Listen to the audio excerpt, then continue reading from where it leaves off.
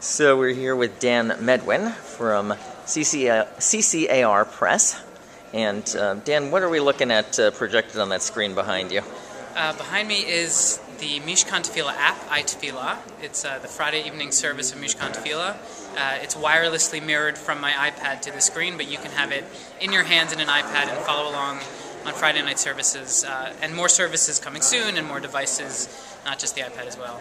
Dan, are you saying that we are looking at giving people prayer tablet PCs instead of prayer books?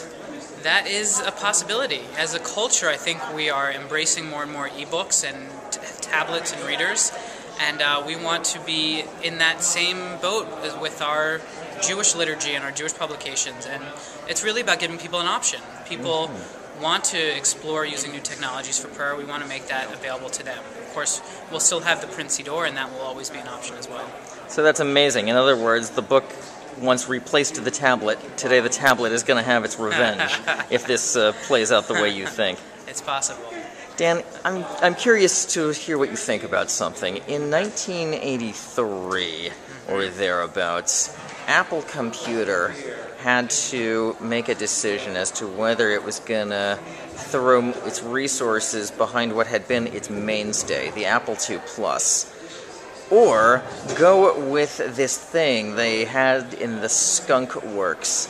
It had something called a GUI interface that nobody had ever even heard of, yet somehow this weird guy in black jeans and a black mock turtleneck insisted it was going to revolutionize everything. What would you have done if you'd been in that meeting? It's, I faced a similar question today with iTefillah. There are certain things that are reliable that we need to stick with, and there are certain leap forwards that require a big risk and can be a little scary, but can really take us to new places. So I think both are necessary. The question is, when do we find that point where we have to take a step further beyond what we're comfortable with, what we're used to, and sometimes show people what they don't even realize is possible. So, in a sense, we did that with iTefillah, where the format is taking Mishkan Tefillah as we know it and moving the left side of the page below the main prayer. So you can flip through from prayer to prayer, but if you want to go to the extra readings, you swipe up, and it gives us all these new possibilities. And it may be a little confusing at first, but I think ultimately it paves the way for a radically all these new prayers we can add and all these new possibilities that we couldn't have with the book. And so we have to find this blend of sticking with pieces that we know, but also taking advantage of new possibilities. And so, I would say the 2 Plus is good, but the Mac is the future, so let's go there.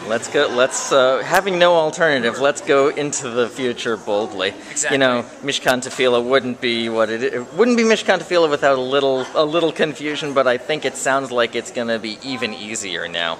Yeah. Dan, thanks so much for talking to us, My pleasure. and much success with your endeavors, and I'm really excited to see where this goes. Thanks. Go check out iTefillah in the App Store today. I will. Awesome. Bye. Bye.